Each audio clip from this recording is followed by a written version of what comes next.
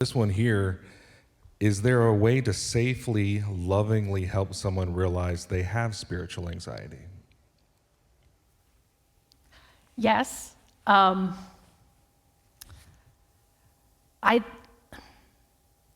say maybe one of the best ways to do it would just be to kind of the question that you just raised is like, hey, I notice that you're struggling with this. Like, let's talk about this. Where is your heart on this? If you have a doubt, normalizing doubt, like you said, often we treat doubt as if it's this catastrophic thing that is contagious, and that like if somebody goes into doubt, like that is just like if they have doubts, that's just that's it, it's over. Well, if we catastrophize doubt, people are going to start believing us that if they have a doubt, that is a spiritual crisis, when it's not. It doesn't have to be. So I'd say the most important thing is opening up that dialogue and just saying, hey, this seems like it seems like this issue or whatever it is something you're struggling with. Can you talk to me a little bit about that? Can you tell me how you are feeling? And so creating that invitation to open it up and say, like, whatever your experience is with this, I can hear that and I'll receive that, and I'm not going to judge you, and I'm not going to quote scripture at you. I'm not going to tell you don't be nervous, because I know you don't want to be nervous. So me telling you that is not helping.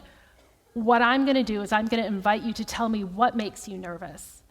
And then, okay, you know what? That's real.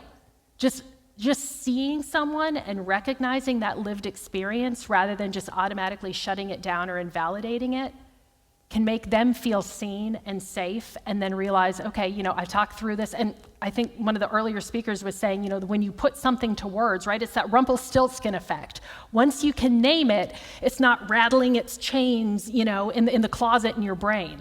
Like, they've put it into words, they've named it, they've been able to talk about it. So, okay, you know what, like when it's this nebulous fear, that's one thing, but if you've given it a name, you can be like, oh, okay, it's anxiety, or it's shame, or it's what. I know what to do with that.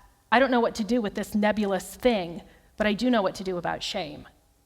And so that can be a big thing, is just say, hey, let's put it into words. Let's talk about this. And then simply the act of naming it can then help you say, okay, so how do we move forward from this? And I feel like that's a woefully incomplete answer, but off the top of my head, that's the first thing that I should have gone to my second thought. But no, off the top of my head, that's the best thing that I can think of for just opening up that discussion. Welcome to the hot seat that is the side stage.